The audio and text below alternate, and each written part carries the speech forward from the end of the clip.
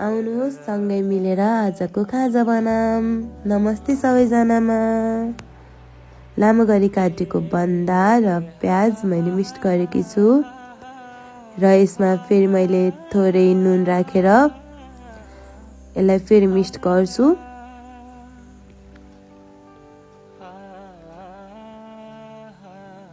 राम्रोसँग यसलाई मिक्स गरिसकेपछि मैले यसमा थोरै खुर्सानी राख्छु र थोरै धनिया पनि राख्छु। धनिया राखिसकेपछि लसुन र अदुवाको पेस्ट पनि म यसमा राख्दैछु।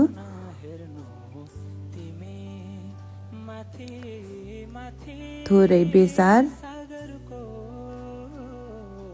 अनि बेसन पनि यसमा राख्छु।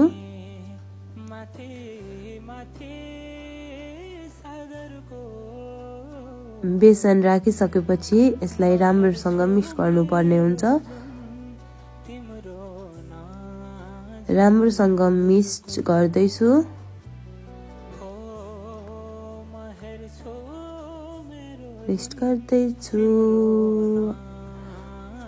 अब भने लगभग मिक्स गरेर सकिन आँटेको छ। थोरै पानी पनि राख्छु मैले।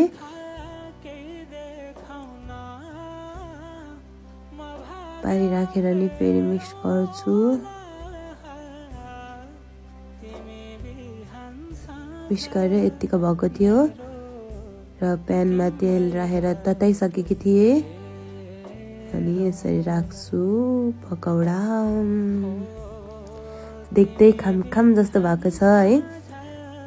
जाडो मौसममा तातो पकौडा खानुको मजा नै छुट्टै छ नि। पाक्दैछ।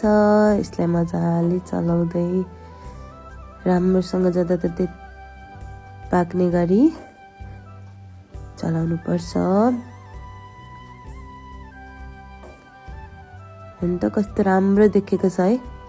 अब भने म यो निकालेर अर्को थालमा राख्छु।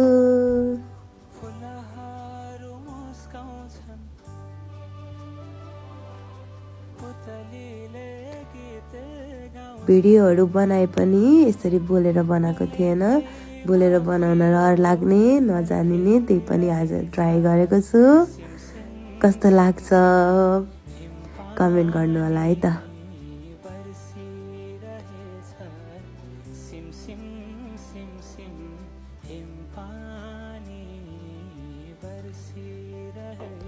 अब भने मैले प्लेटमा राखेर बाबालाई र मम्मीलाई दिन्छु। यस्तै भिडियो हेर्नको लागि मलाई फलो गर्न सक्नुहुनेछ। See you in next video. Bye bye. Take care.